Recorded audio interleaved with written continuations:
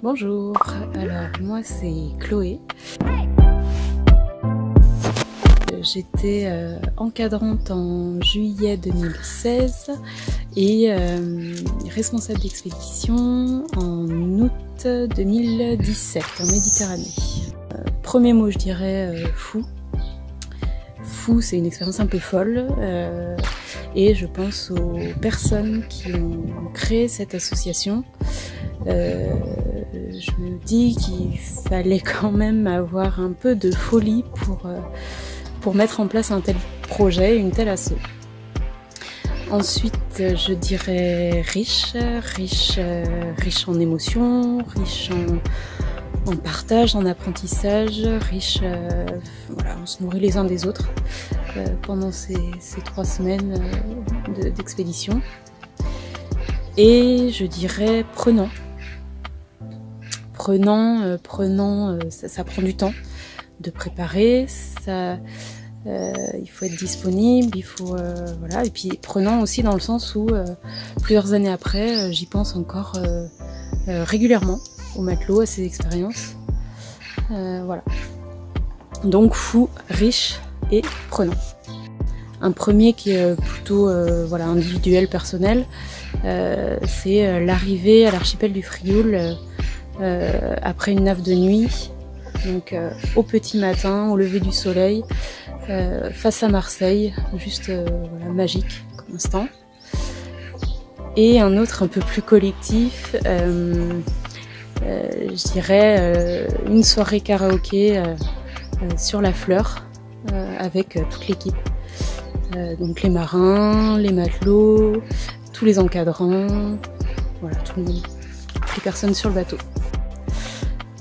C'est pas facile à dire parce que c'est une expérience qui apporte énormément à tout le monde, je pense, aussi bien aux matelots que aux encadrants que aux marins.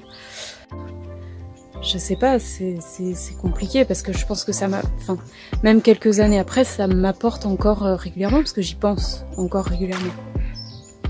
Aujourd'hui, je vis dans le Pays Basque. Mais oui, alors quand j'ai connu les matelots, j'étais sur Guérande, donc en Loire-Atlantique. Depuis, je suis partie dans le Pays Basque, donc je suis à la campagne entre la mer et la montagne.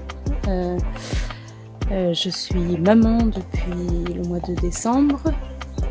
Donc voilà, et je suis monitrice éducatrice, mais en recherche d'emploi, enfin en recherche d'emploi de monitrice éducatrice. Mais en attendant, j'accompagne des enfants qui ont besoin de soutien, on va dire, dans leur classe.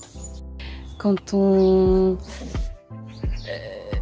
se rend compte que le collectif, c'est pas toujours évident, à 15-16, pendant 3 semaines, tous sur un même bateau, et que voilà, il y a des choses qui nous agacent petit à petit.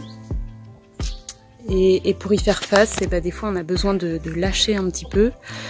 Et pour lâcher, donc je pense à cette fois où Greg, donc qui était capitaine de la Fleur, a pris une cagette de je sais plus si c'était des nectarines, des pêches, enfin de fruits qui étaient, on va dire, très très mûrs, et que ces fruits cette cagette de fruits a volé sur le pont. Voilà, ça nous a permis de nous dire qu'il fallait peut-être qu'on fasse attention à la nourriture